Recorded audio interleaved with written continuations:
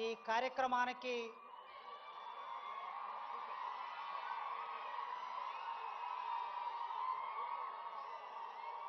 తెలంగాణ రాష్ట్ర ముఖ్యమంత్రి వర్యులు మా నల్లమల్ల ముద్దుబిడ్డ,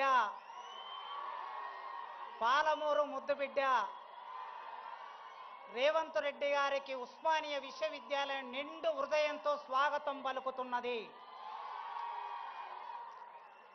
వారితో పాటు మంత్రివర్గ సహచరులున్నారు, వివిధ హోదాల్లో ఉన్న పెద్ద మనుషులున్నారు, ఐఏఎస్ అధికారులున్నారు. అందరికీ పేరు పేరున స్వాగతం పలుకుతున్నాను.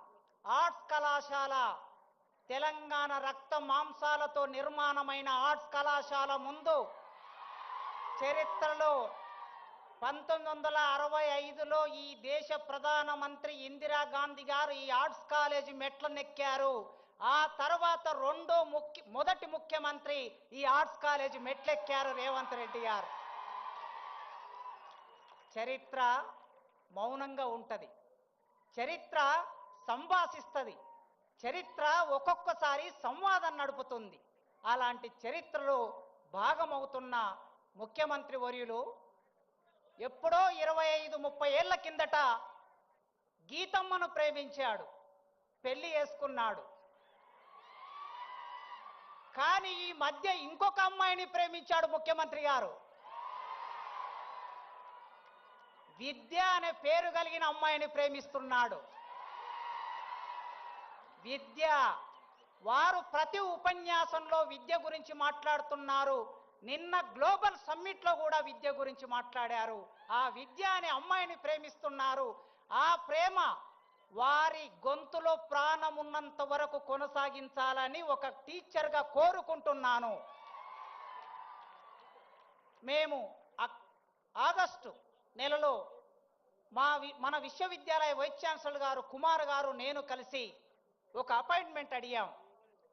సాంఘిక సంక్షేమ శాఖ మంత్రివర్యులు అడ్లూరి లక్ష్మణ్ గారి ఆధ్వర్యంలో మేము ముగ్గురం వెళ్ళి సీఎం గారిని, అన్నా ఒక్కసారి ఉస్మానియా విశ్వవిద్యాలయానికి రండి, అక్కడ ఉన్న సమస్యలు చూడండి, ఆ సమస్యలను పరిష్కరించడానికి ఒక ఆలోచన చేయండి, మీరు తలుసుకుంటే విశ్వవిద్యాలయం రూపురేఖలు మారుతాయని మేము ఒక రిక్వెస్ట్ పెట్టగానే ఆయన ఒక్క మాట అన్నాడు, వైస్ ఛాన్సలర్ గారు, మంత్రి గారు, ప్రొఫెసర్ గారు వస్తున్నా, మీరు ఏర్పాట్లు చేసుకోండి అన్నాడు.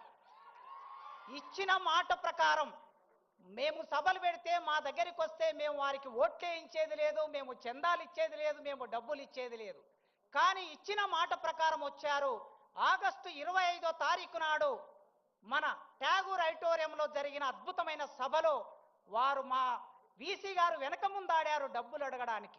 అయినా వారే చొరవతో 1000 కోట్లు ఉస్మానియా విశ్వవిద్యాలయానికి ప్రకటిస్తున్నా అనే మాట ఇచ్చారు. ఈ రోజుల్లో ఇచ్చిన మాట మీద నిలబడే రాజకీయ నాయకులు ఎందరండి? చాలా మంది ముఖ్యమంత్రులు నేను 30 ఏళ్ల కాలంలో విద్యార్థి రాజకీయాల్లో ఇప్పుడు చూస్తూ ఉన్నాను. ఈ ఉస్మానియా విశ్వవిద్యాలయం 100 సంవత్సరాల సందర్భంగా 200 కోట్లు ఇస్తామని చట్టసభలో హామీ ఇచ్చి మా ఆనాడు 100 ఇయర్స్ వైస్ ఛాన్సలర్ గారు కూడా ఇవాళ అతిథిగా ఇక్కడికి వచ్చారు. మాట ఇచ్చి మాట నిలబెట్టుకోలేదు. కనీసం 30, 40, 60 కోట్లు కూడా ఇవ్వలేకపోయారు.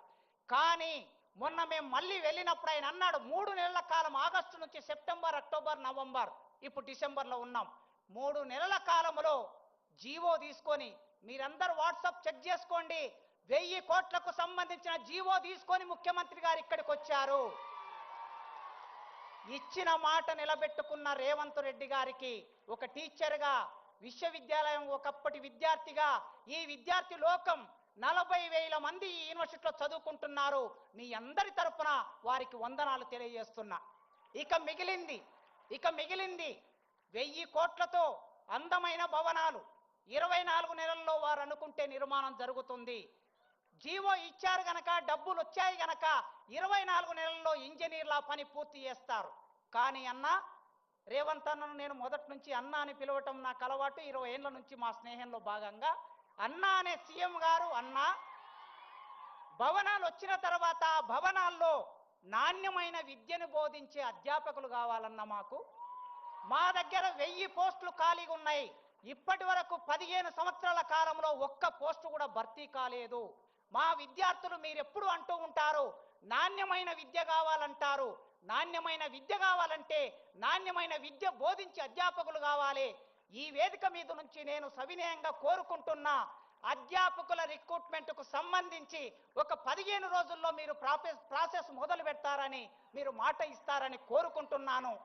తప్పనిసరిగా చివరికి ఒక్క మాట చెప్పి ముగిస్తా.